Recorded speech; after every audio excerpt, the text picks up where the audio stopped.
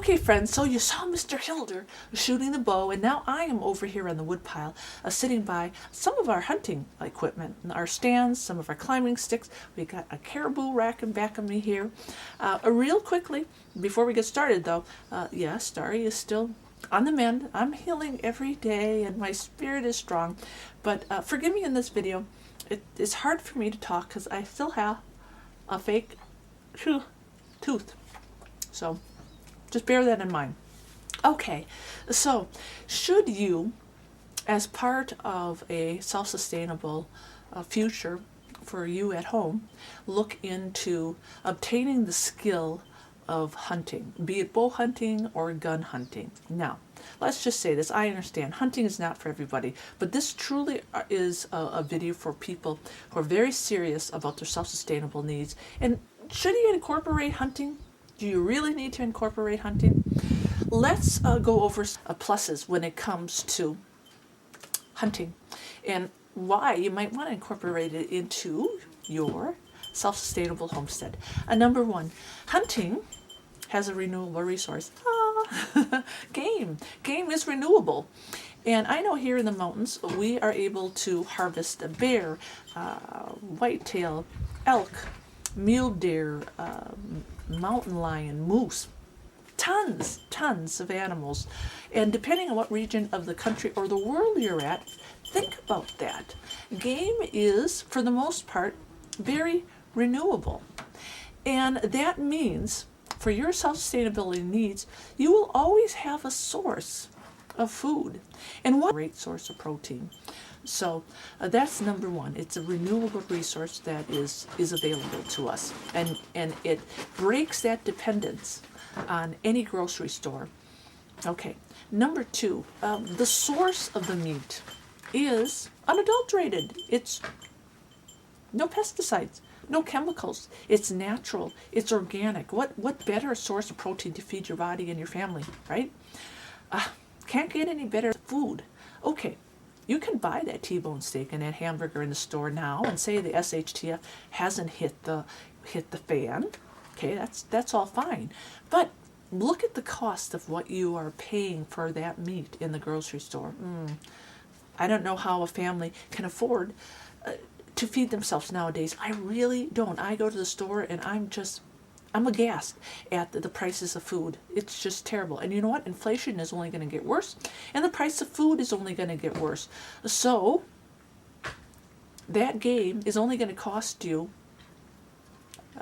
the cost of a hunting license. That's it. So now there's that initial setup.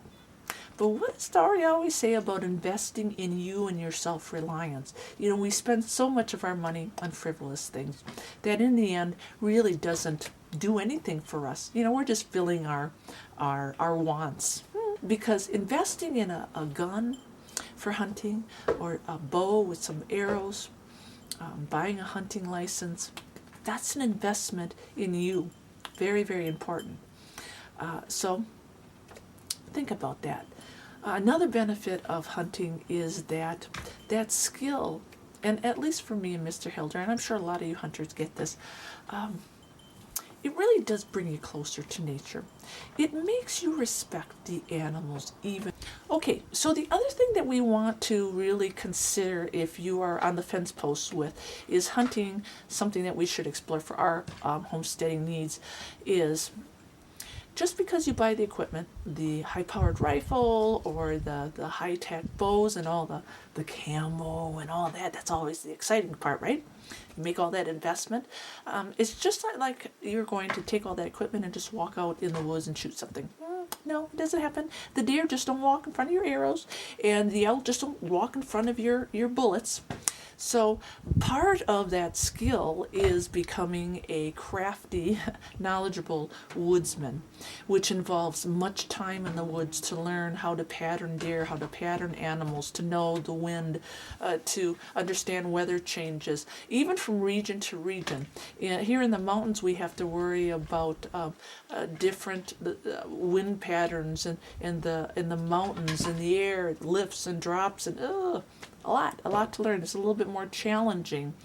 Where we came from in Wisconsin, which is a great big a deer hunting state, and it's kind of a family tradition. A little bit easier, especially during gun hunting season, because there are blocks of wood and there are blocks of agriculture, and it really makes the what region of the country you're in or where you are in the world. Game and obtaining game is going to be a skill that's going to take some time, so really consider that.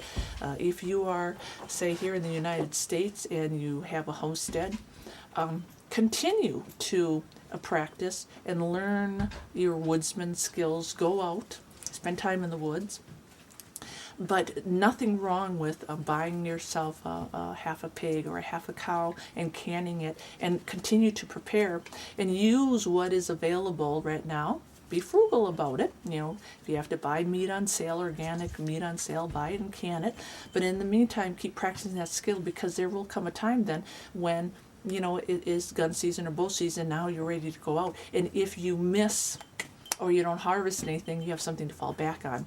But as time goes on, you will learn that skill and hopefully harvest something. And it's just a great skill to learn. So just consider that too.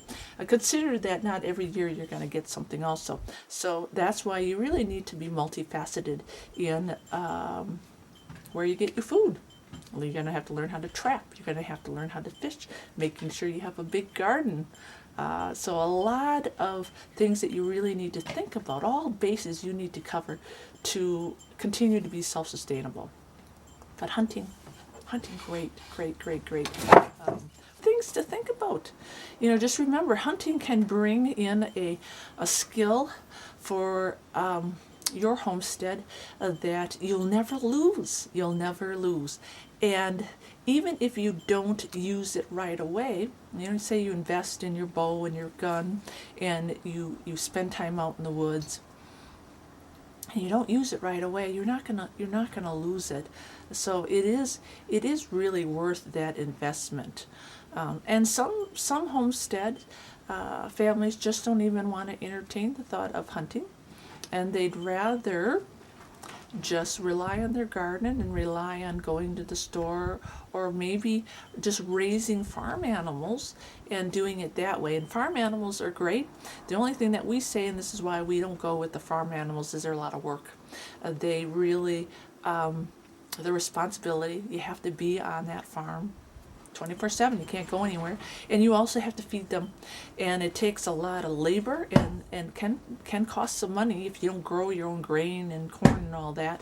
A lot of money. So really, think about when you're starting your homestead or you want to be more self-sustainable, farm animals versus hunting. That's really something you're going to have to sit down and think about. But great if you have a big farm and you love your animals and you're able to feed them and grow crops. There's a lot of homesteads out there that are doing that very successfully, and they don't even need to hunt. And they've got their own organic source of meat right there because they're doing it on the farm. So that's good.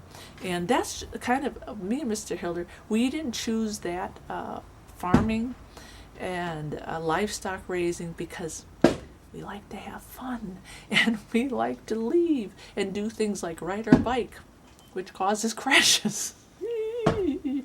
So, okay, friends, that's Starry's little bit of information for you at home who are seriously considering hunting or no hunting. Something to think about, but definitely a doable skill, and a skill that can't be taken away from you.